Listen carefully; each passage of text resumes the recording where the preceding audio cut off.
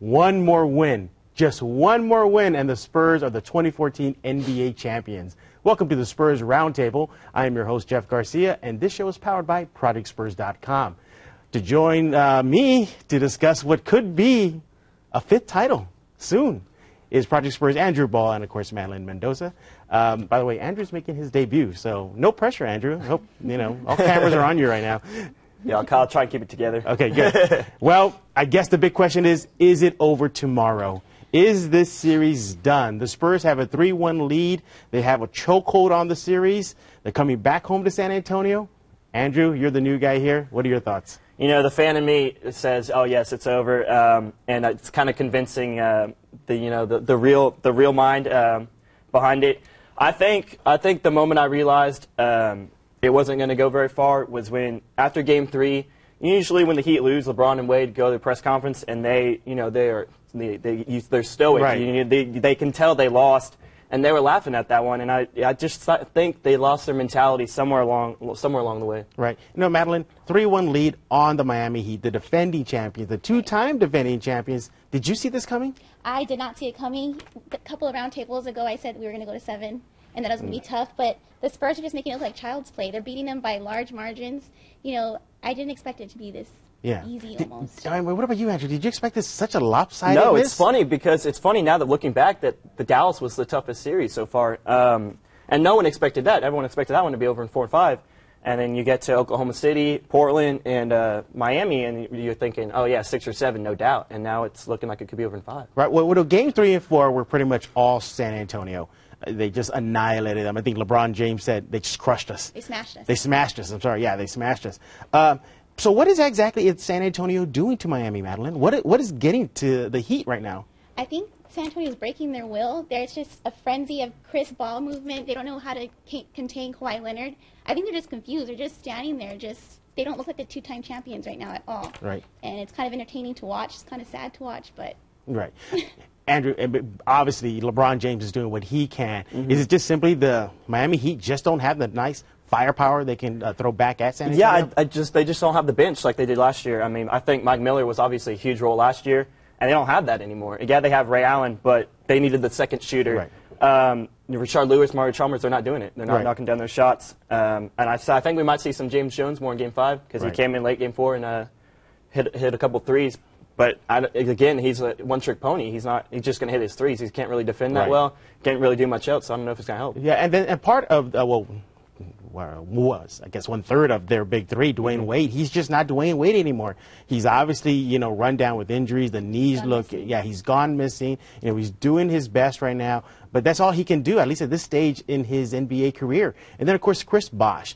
Chris Bosh actually worried me heading into this series. He actually played very well against San Antonio, whether it had been in the regular season, postseason, in Toronto.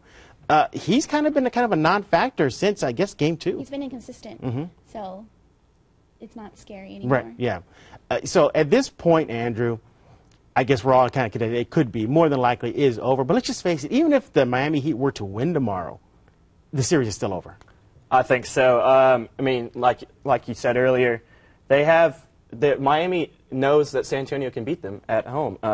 They just went down there and won 2 games. So it's not really if they're going to Game 6, they have the home court advantage, they're favorite. That's not necessarily the case anymore. Right, no, exactly.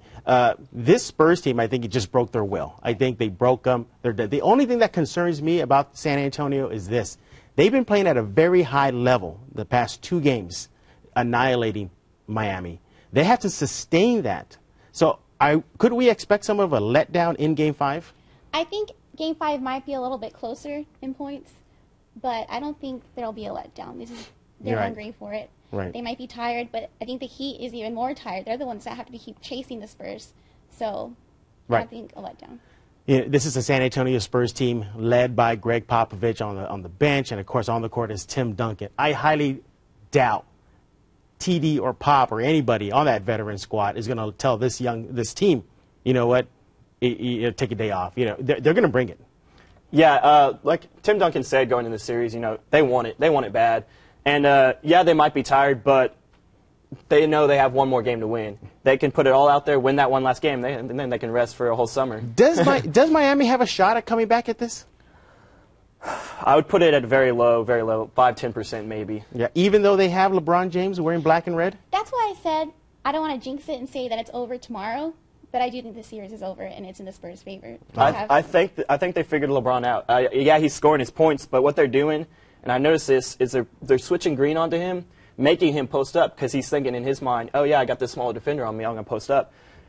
That brings the help. Duncan, Splitter, they're there to help. He has to pass it out to the three-point shooters, and they're not knocking down the shots. Well, not only that, I think what I see out of Kawhi Leonard, which we'll talk about a lot in a few minutes, is he's making LeBron James work on both ends of the court.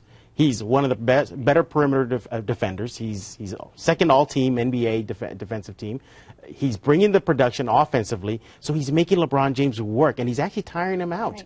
Right. I think his only explosions really are in the third quarter. Right. Third quarter. Yeah. And even at that, Kawhi's still on him.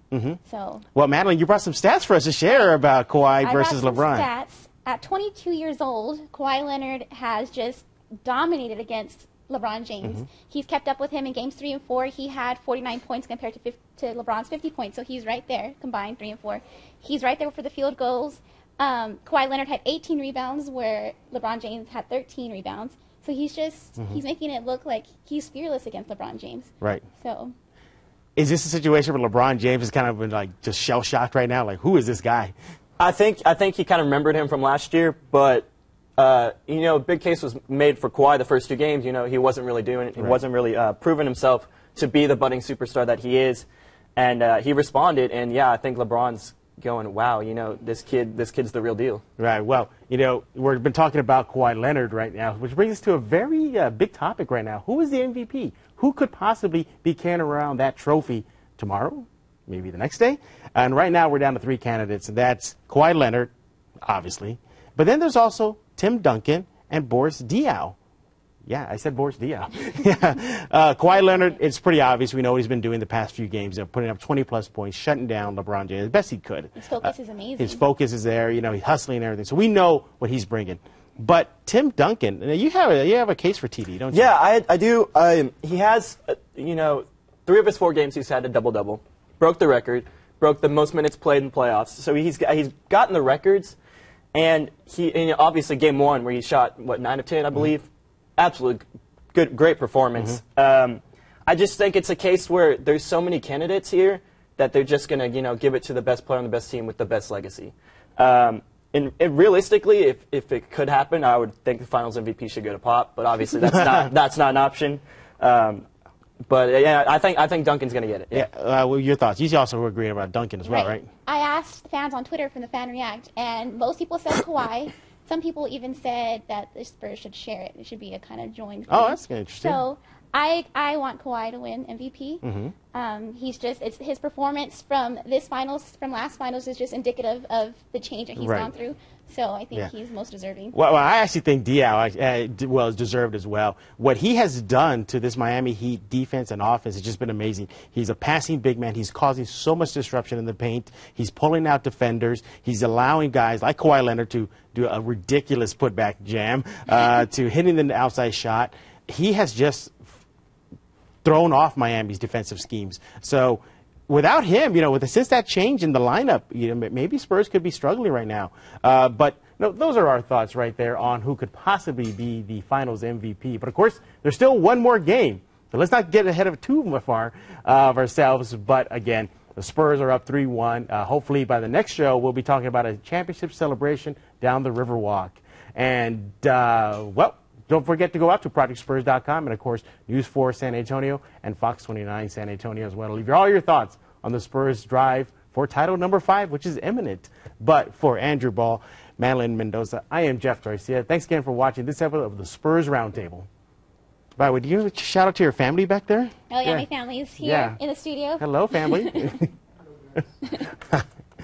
One more game. One more game. That's it. Yeah. Get butterflies.